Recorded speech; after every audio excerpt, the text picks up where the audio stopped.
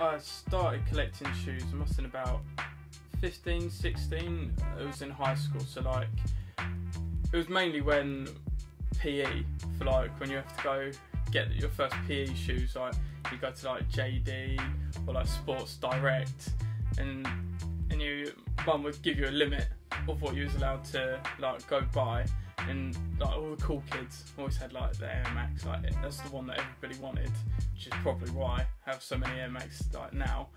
But I think it must have been about then. That's when I knew, like I had the feeling that that's what I wanted to do.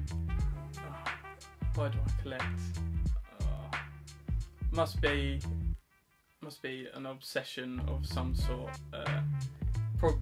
Some people would say a disease. Mrs. certainly thinks it's a serious problem. Mum thinks it's a problem. Brother thinks it's a problem. But yeah, obsession, passion. I afford this mainly through my job. So I've got a full-time job, but also AOK. So I'm not your typical sneaker reseller. Fucking hate them as much as the next person. But what I do is I buy older stock, so not your recent hype beast pairs. So older Air Max ones which are still in dead stock condition, like vintage kicks, stuff like that. Also like brand memorabilia. Buy and sell at events across the UK, but that only contributes a little bit to it. It's mainly the monthly wage, which I piss off the wall for trainers.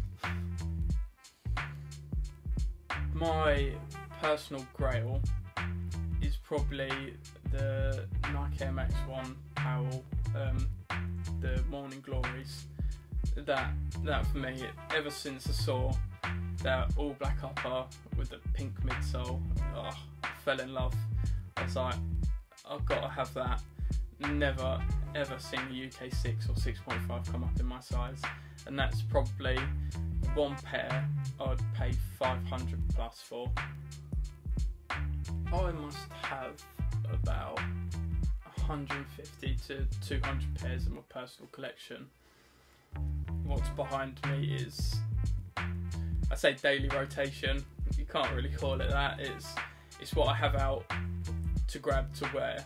So I have this, and then I must have about 50, 60 pairs which I've like put away in storage for when I'm older, when like pairs are picked up on sale, and I think, yeah, double up, triple up on those, put a couple of pairs away. On top of personal collection, obviously I've got AOK's collection, which is averages from about 100 to 150. Just try and keep about 100 pairs on the website, and then obviously when it's like an event or something, like pick up more pairs because I know they'll shift. So on average in the house, including brothers, we must have about 500 pairs of trainers in the house, which is nuts to think about, especially when they're about £100 on average pair. It's a lot of fucking money.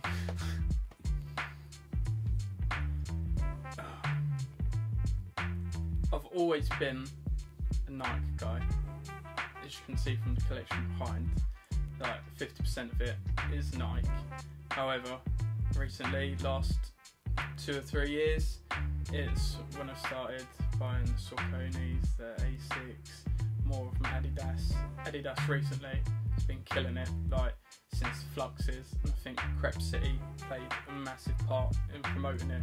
I think if they weren't the pioneers to properly promote it, I don't think the UK sneaker game would have grabbed it and run with it as far as they did. I think trainers play a massive part in everybody's confidence.